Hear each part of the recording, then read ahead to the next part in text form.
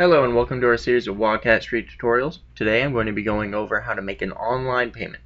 So the first thing you need to do is go to our website at wildcatstreet.com. This is what you're going to see.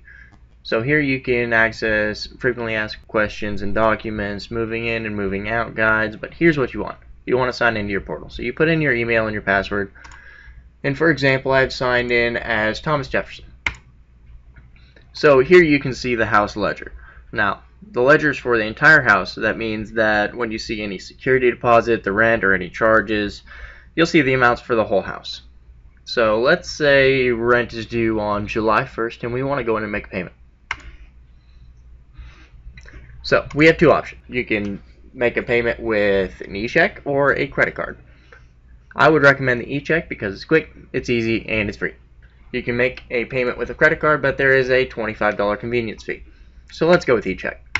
Let's say we have $500 and it's due on July 1st.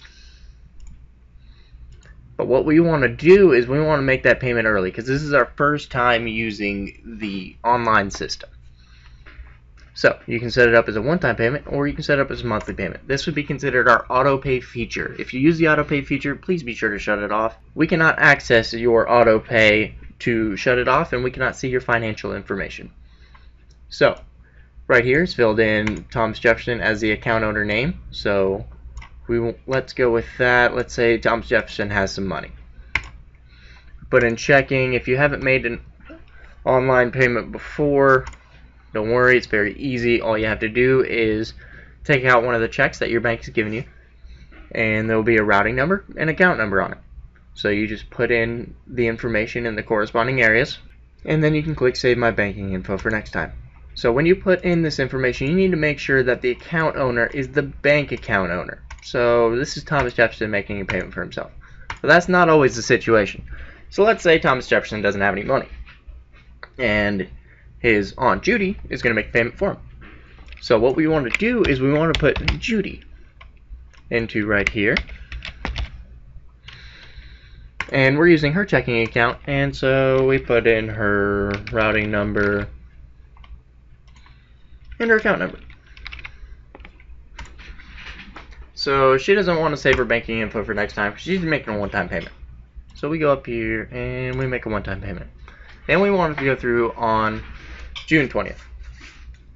So we can hit review and then we can send payment.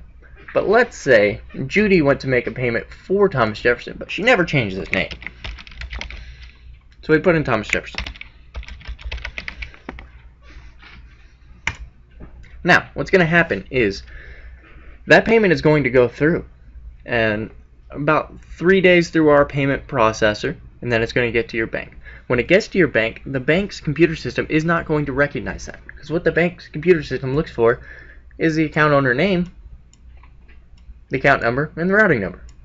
If those things don't match up to the bank won't even recognize the account, and it will send it back. That is called a reverse payment. It's very similar to a bounced check. So what happens there is we get a reverse payment fee, and that's not good.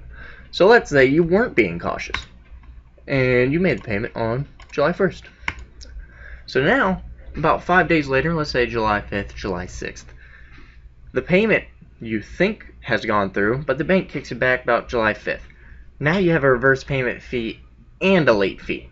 So what we want to do is we always want to make our payment 7 to 10 days in advance, just to make sure we have a second chance if anything is to happen, because this is our first time. So that should cover the basics of online payments.